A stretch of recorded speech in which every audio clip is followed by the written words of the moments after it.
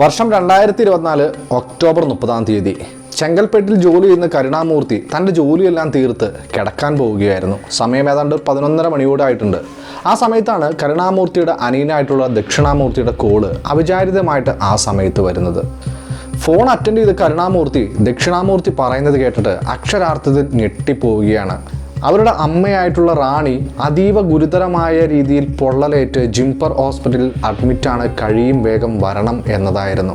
തലേ ദിവസം കൂടി കരുണാമൂർത്തി അമ്മയോട് വർത്താനം പറഞ്ഞു വച്ചതാണ്. ഇപ്പോൾ കേൾക്കുന്നു അതിഗുരുതരമായിട്ടുള്ള പരിക്കുകളേറ്റ് അവർ ഹോസ്പിറ്റലിലാണെന്ന്. ഇത് കേട്ടതും അയാൾ വളരെയധികം ഞെട്ടിക്കൊണ്ട് വേഗം തന്നെ ചെങ്കൽപ്പേട്ടിൽ നിന്ന് യാത്ര തിരിക്കുകയാണ്. അങ്ങനെ 31-ാം തീയതി വെളുപ്പിനോട് കൂടിയിട്ട് കരുണാമൂർത്തി ഹോസ്പിറ്റലിൽ എത്തുകയാണ്. ആ സമയം ഹോസ്പിറ്റലിൽ തൻ്റെ സഹോദരനായിട്ടുള്ള ദക്ഷിണാമൂർത്തിയെ കൂടാതെ തന്നെ കരുണാമൂർത്തിയുടെ ഭാര്യയായിട്ടുള്ള ശ്വേതയും അവരുടെ പിതാവായിട്ടുള്ള പാണ്ഡ്യനും ഉണ്ടായിരുന്നു. ഏതാണ്ട് 80% മുകളിൽ ഗുരുതരമായ പരിക്കുകളേറ്റ റാണിക്ക് സ്വജീവൻ ആ ശരീരത്തിൽ പിടിച്ചു നിർത്താനായില്ല. അങ്ങനെ റാണി മരിക്കുകയാണ്. ആത്മഹത്യയാണ് എന്നതായിരുന്നു പ്രഥമ ദൃഷ്ടിയായ എല്ലാവരുടെയും വിചാരം. എന്നാൽ ആത്മഹത്യ ചെയ്യേണ്ട ഒരു തരത്തിലുള്ള ജീവിത സാഹചര്യങ്ങളിലും അവരുടെ കുടുംബത്തിൽ ഉണ്ടായിരുന്നില്ല. യഥാർത്ഥത്തിൽ എന്താണ് റാണിക്ക് സംഭവിച്ചത്? അതൊരു ആത്മഹത്യ തന്നെ ആയിരുന്നു. എല്ലാ പ്രിയപ്പെട്ടവർക്കും welcome back to crime detective രബിൻ.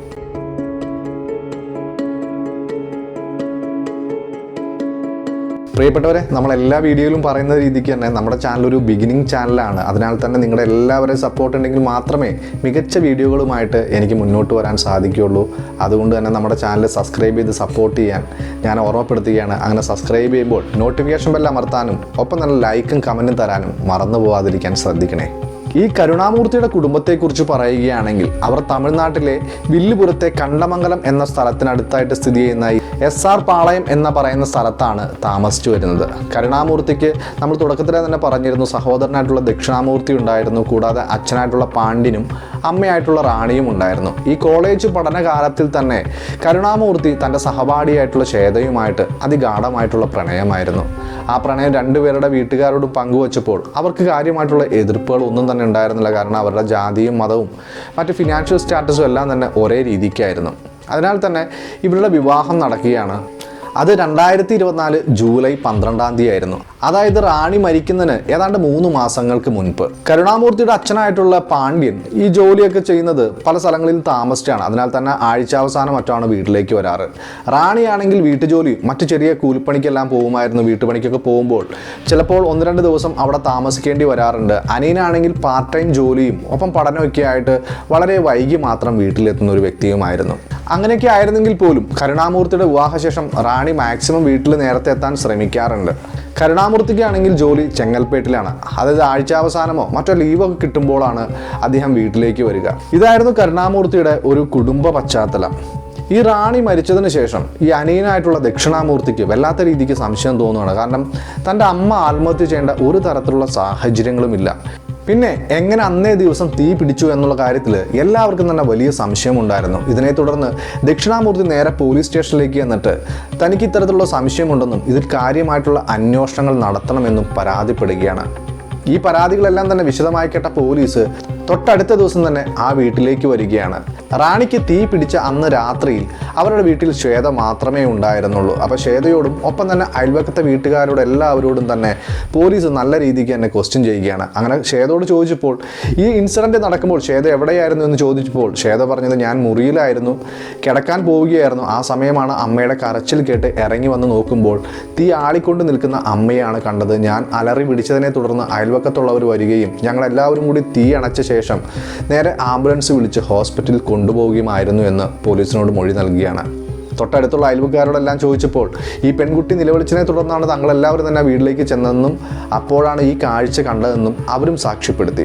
എന്നിരുന്നാൽ പോലും ഈ ശ്വേതയെ കൂടുതലായിട്ട് ശ്രദ്ധിച്ച പോലീസിന് അവളെ ചില മാനറിസങ്ങളിൽ അത്രയ്ക്ക് അങ്ങോട്ട് വിശ്വാസം വന്നില്ല.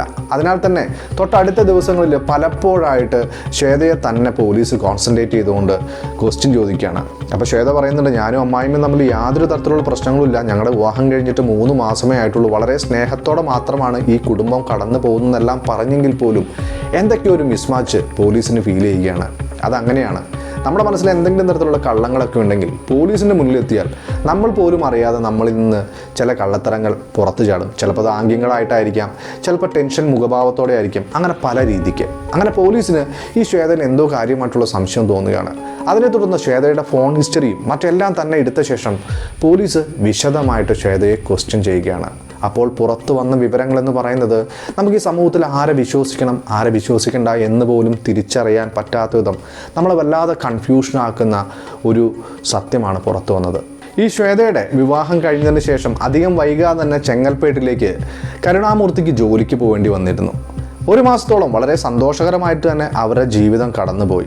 അവധി കിട്ടുമ്പോഴെല്ലാം തന്നെ ചെങ്ങൽപ്പേട്ടിൽ നിന്ന് തൻ്റെ ഭാര്യയെ കാണാൻ വേണ്ടി കരുണാമൂർത്തി വരുമായിരുന്നു എന്ന് നമ്മൾ തുടക്കത്തിലേ തന്നെ പറഞ്ഞു പോയിരുന്നു. ഈ കരുണാമൂർത്തി പോയി കഴിഞ്ഞാൽ അച്ഛനും ജോലിക്ക് പോകും, ഒപ്പം തന്നെ അമ്മയായിട്ടുള്ള റാണിയും എല്ലാ ദിവസവും തന്നെ ജോലിക്ക് പോകും. ചിലപ്പോൾ ഒന്നിടവിട്ട ദിവസങ്ങളിലാണ് അവർ വീട്ടിലേക്ക് വരാറ്, ചിലപ്പോൾ അത് 2 ദിവസം വരെ പിടിക്കാറുണ്ട്. അനിയനാണെങ്കിൽ പാർട്ട് ടൈം ജോലിയെല്ലാം കഴിഞ്ഞ് വീട്ടിൽ വരുന്നത് ഒരു സമയത്താണ്. അതിനാൽ തന്നെ ശ്വേതയ്ക്ക് നല്ല രീതിയിൽ തന്നെ ആ വീട് ബോറടിക്കുകയാണ്. ശരിക്കും പറഞ്ഞാൽ ആ സ്ത്രീക്ക് ഒരിക്കലും ബോറടി എന്ന് പറയുന്നൊരു വചനം പോലും വരാൻ പാടില്ല. കാരണം അതിഗാഢമായിട്ടുള്ള 3-4 വർഷത്തെ പ്രണയത്തിന് ശേഷമാണ് അവരൊരു വിവാഹ ജീവിതത്തിലേക്ക് കടന്നിരിക്കുന്നത്. തീർച്ചയായിട്ടും ആ സ്ത്രീക്ക് അങ്ങനെ ഒരു തോന്നൽ വന്നത് തന്നെ തെറ്റായിരുന്നു. അങ്ങനെ പോയിക്കൊണ്ടിരിക്കെ ഇവരെ വീടിന് എതിർവശത്തായിട്ട് താമസിച്ചുകൊണ്ടിരിക്കുന്ന സതീഷ് കുമാർ എന്ന് പറയുന്ന ഡ്രൈവറുമായിട്ട് ഈ ശ്വേത പരിചയത്തിലാവുകയാണ്. ആ പരിചയം പിന്നീട് ക്രമേണ ഈ വീട്ടിൽ ആരും ഇല്ലാത്തതിനാൽ തന്നെ ഇടയ്ക്കൊക്കെ അവർ സംസാരിച്ച് അതൊരു സൗഹൃദമായി വളരുകയാണ്. ആ സൗഹൃദം പിന്നീട് ഒരു പ്രണയത്തിലേക്ക് വഴിമാറുകയാണ്. പകൽ സമയങ്ങളിൽ റാണിയോ മറ്റാരും തന്നെ വീട്ടിലില്ലാത്തത് ഇവരുടെ അടുപ്പത്തിൻ്റെ ആഴം കൂട്ടാൻ സഹായിച്ചു. പിന്നീട് സതീഷ് ഇവരുടെ വീട്ടിലേക്ക് വരുന്നതും അവർ ശാരീരികമായിട്ടും മാനസികമായിട്ടൊക്കെ വളരെയധികം ഇൻറ്റിമേറ്റ് ആവുന്നത് പതിവായിട്ട് മാറിയിരുന്നു. രാത്രികാലങ്ങളിൽ റാണി ഇല്ലാത്ത ദിവസങ്ങളിലും അവർ ആ സാഹചര്യങ്ങൾ നല്ല രീതിക്ക് തന്നെ ഉപയോഗിച്ചു പോന്നു. അങ്ങനെ ഏതാണ്ട് 2 മാസത്തോളം ഇവരുടെ സന്തോഷകരമായിട്ടുള്ള ആ ജീവിതം അങ്ങനെ പോവുകയാണ്. ദീപാവലി അടുത്ത് വന്നുകൊണ്ടിരിക്കുന്ന ദിവസങ്ങളായതിനാൽ തന്നെ റാണിക്ക് നല്ല രീതിക്ക് ജോലി തിരക്കുണ്ടായിരുന്നു. എന്നാൽ ഒരു ദിവസം, അതായത് ഈ സംഭവം നടക്കുന്നതിന് ഏതാണ്ട് ഒരാഴ്ചയ്ക്ക് മുൻപ് അപ്രതീക്ഷിതമായിട്ട് ഒരു ദിവസം രാത്രി റാണി വീട്ടിലേക്ക് വരികയാണ്. അങ്ങനെ വീട്ടിലേക്ക് വന്ന റാണി കണ്ട കാഴ്ച എന്ന് പറയുന്നത് ഒരു അമ്മായിയമ്മയും കാണാൻ പാടില്ലാത്ത തരത്തിലുള്ള ഒരു കാഴ്ചയായിരുന്നു. തൻ്റെ മരുമകളായിട്ടുള്ള ശ്വേതയും ഒപ്പം തന്നെ ഈ ഡ്രൈവറായിട്ടുള്ള സതീഷും തമ്മിൽ ശാരീരികമായിട്ട് അടുപ്പം നടക്കുന്ന സമയത്താണ് ഈ റാണി ആ വീട്ടിലേക്ക് വരുന്നത്. ഈ കാഴ്ച കണ്ട് ഇവർ 3 പേരും ഞെട്ടിപ്പോവുകയാണ്. തൻ്റെ കയ്യിൽ കിട്ടിയ തുണികളെല്ലാം എടുത്തുകൊണ്ട് സതീഷ് ആ സമയം തന്നെ അവിടെ നിന്ന് സ്ഥലം കാലിയാക്കിയെങ്കിലും ശ്വേതയ്ക്ക് എങ്ങോട്ടും ഓടിപ്പോകാനുണ്ടായിരുന്നില്ല. ഈ ഒരു കാഴ്ച റാണി ഒരിക്കലും തന്നെ എക്സ്പെക്റ്റ് ചെയ്തിരുന്നില്ല. അതിനാൽ തന്നെ അവർ വല്ലാത്ത അതിശയവും ഒപ്പം തന്നെ വലിയ സങ്കടവും ഉണ്ടാവുകയാണ്. അവർ അവിടെ തളർന്നിരുന്നു കൊണ്ട് തൻ്റെ മരുമകളെ നോക്കിക്കൊണ്ട് പറയുകയാണ്, നിങ്ങൾ ഇത്ര കാലം പ്രണയിച്ച് വിവാഹം കഴിച്ച ശേഷം വിവാഹം കഴിഞ്ഞിട്ട് വെറും 3 മാസങ്ങൾ തികയുന്നതിന് മുൻപ് തന്നെ നീ ഇത്തരത്തിലുള്ള റിലേഷനിലേക്ക് പോയത് എന്തിനാണ് എന്ന് ചോദിച്ചുകൊണ്ട് അവർ പൊട്ടിക്കരയുകയാണ്.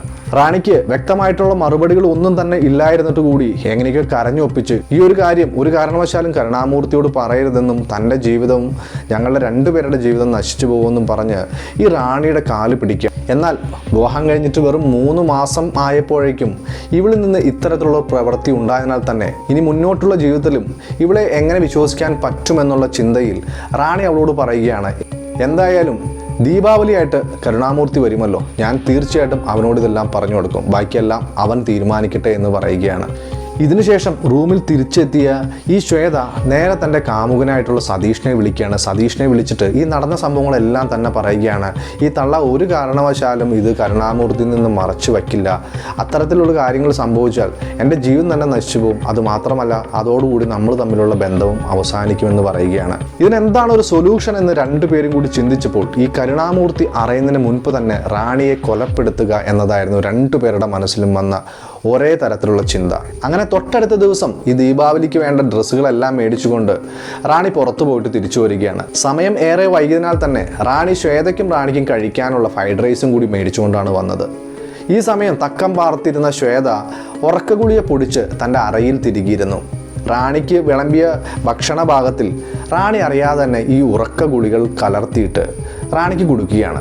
അങ്ങനെ ആ സ്ത്രീ അത് ഭക്ഷിച്ച ശേഷം കിടക്കാൻ പോവുകയാണ്. സമയത്തണ്ട് 9:45 ആയിട്ടുണ്ട്. ഭക്ഷണത്തോടൊപ്പം ഉറക്ക ഗുളികളും കഴിച്ച റാണി ചെന്ന് കിടന്നത് മാത്രമേ ഓർമ്മയുള്ളൂ. നല്ല രീതിക്ക് തന്നെ ഉറങ്ങിപ്പോവുകയാണ്.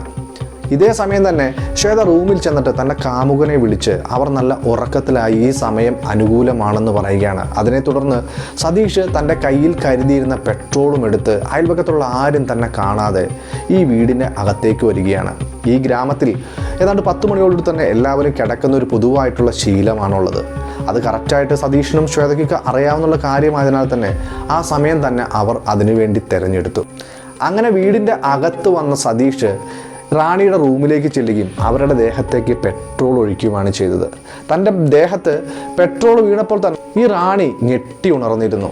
ആ ഞെട്ടി ഉണർന്നത് കണ്ടപ്പോൾ ഇവർ രണ്ടുപേരും ഒട്ടും സമയം വൈകാതെ കയ്യിലിരുന്ന തീപ്പെട്ടിക്കൊള്ളി ഉരച്ചിട്ട് ഇവരുടെ മേത്തേക്ക് ഇടുകയാണ്. തീപ്പെട്ടിക്കൊള്ളി ദേഹത്ത് വീണതും ആ തീ വളരെ വേഗത്തിൽ തന്നെ ആളി കത്തുകയാണ്. വളരെ ഉറക്കെ കരഞ്ഞുകൊണ്ട് റാണി അങ്ങോട്ടും ഇങ്ങോട്ടും ഓടുകയാണ്. ഇതേ സമയം തന്നെ പുറകു വശത്തെ വാതിൽ വഴി സതീഷ് രക്ഷപ്പെടുകയാണ്.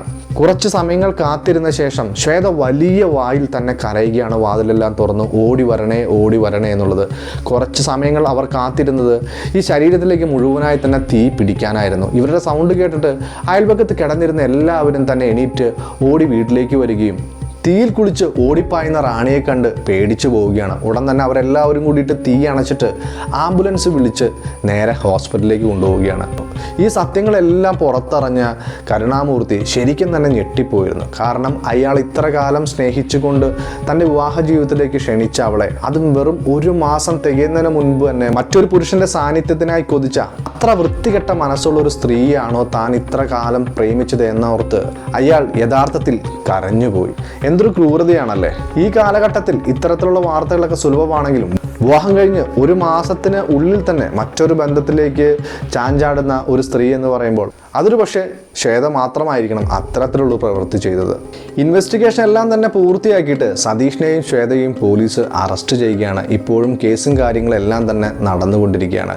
ഇത്രയൊക്കെയാണ് ഈ കേസിനെ കുറിച്ച് പറയാനുള്ളത്. ഇതെല്ലാം കേട്ട് കഴിയുമ്പോൾ നിങ്ങളുടെ അഭിപ്രായം എന്താണെന്നുള്ളത് കമൻറ്റ് ബോക്സിൽ രേഖപ്പെടുത്താൻ മറക്കരുത്. അതുമാത്രമല്ല ട്രൂ ക്രൈം സ്റ്റോറീസ് നിങ്ങൾ ഇഷ്ടപ്പെടുന്നുണ്ടെങ്കിൽ, ഒപ്പം തന്നെ റിയൽ ഗോസ്റ്റ് സ്റ്റോറീസ് ഇഷ്ടപ്പെടുന്നുണ്ടെങ്കിൽ, റോബറി സ്റ്റോറീസ് ഇഷ്ടപ്പെടുന്നുണ്ടെങ്കിൽ നമ്മുടെ ഈ ചാനൽ കൂടി സപ്പോർട്ട് ചെയ്യുന്ന കാര്യം പരിഗണനയിൽ വയ്ക്കണേ എന്ന് ഞാൻ ഓർമ്മപ്പെടുത്തിക്കൊണ്ട് ഈ വീഡിയോ ഇവിടെ അവസാനിപ്പിക്കുകയാണ്. പുതിയൊരു വീഡിയോയിൽ കാണും വരെ പ്രിയപ്പെട്ടവർക്കെല്ലാം ഞാൻ ബായ് പറയുകയാണ്.